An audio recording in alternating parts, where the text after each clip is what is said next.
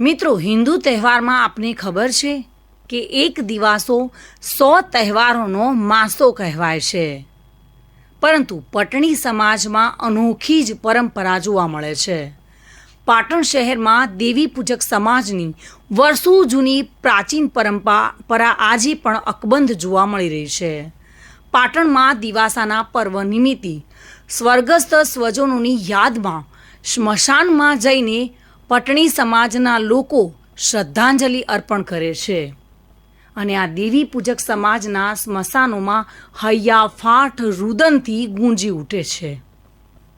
પાટણ શહેરમાં હડકાઈ માતાના સ્થાનક ખાતે તેમજ પિતાંબર તળાવ નજીક આવેલા પટણી સમાજના સ્મશાનના ગૃહોમાં શ્રદ્ધાંજલિ અર્પણ કરવામાં આવે છે અને ગુજરાતભરના પટણી દેવી પૂજક સમાજના લોકો પાટણ ખાતે પહોંચી પોતાના સ્મશાનમાં આવીને તેમના પૂર્વજોને શ્રદ્ધાંજલિ અર્પણ કરે છે। દેવી પૂજક સમાજ તેમના સ્વર્ગસ્થ સ્વજનોની યાદમાં ડેરીએ જઈને તેમની ઘોર પર જઈને ફૂલહાર, દીવો, અગરબત્તી કરીને અશ્રુભીની શ્રદ્ધાંજલિ અર્પે છે। દિવાસાના દિવસે આ પર્વ નિમિત્તે સ્વર્ગસ્થ સ્વજનોની યાદમાં શમશાનમાં આ પર્વ ઉજવવામાં આવે છે। અષાઢ મહિનાની અમાસના આગલા દિવસે પાટણના આ દેવકાર ધામ ખાતે અમારા પટણી સમાજનો મહાપર્વ ગણાય એવા દિવાસાનો તહેવાર દર વર્ષે નિયમિત રીતે ઉજવવામાં આવે છે। આ દિવાસાના પ્રસંગે સમગ્ર ગુજરાતમાંથી મોટી સંખ્યામાં સમાજના લોકો જેમના પૂર્વજો જે દેવલોક પામેલા છે, સર્વાસ જેમનો થયેલો છે, એને શ્રદ્ધાંજલિ આપવા લોકો એકત્ર થાય છે।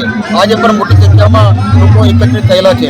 આ દિવાસાનો તહેવાર દર વર્ષે નિયમિત ઉજવવામાં આવે છે, પણ આ વર્ષેની ખાસ વિશેષતા એ છે કે આ વખતે અમારા સમાજે અને દેવઘર ધામના આગેવાનોએ એક સમાજલક્ષી રેફરેન્ડમનું આયોજન કર્યું છે, જેમાં અમે સમાજનો પ્રજામત લેવાના છીએ કે સમાજમાં જે ખોટા ખર્ચાઓ જે થઈ રહ્યા છે એ ખોટા ખર્ચાઓ અટકાવવા કે નહીં, તો આના માટે શું કરવું જોઈએ એ માટેનો એક રેફરેન્ડમ પ્રજામત અમે આજે યોજ્યો છે। એને મોટી સંખ્યામાં લોકોએ ભાગ લીધો છે અને સરસ એને આવકાર આપ્યો છે અને જે અમારા સમાજના જે કુરિવાજો છે એને દૂર કરવા માટે એક નવો અભિગમ ને નવી દિશા આનાથી અમને મળવાની છે।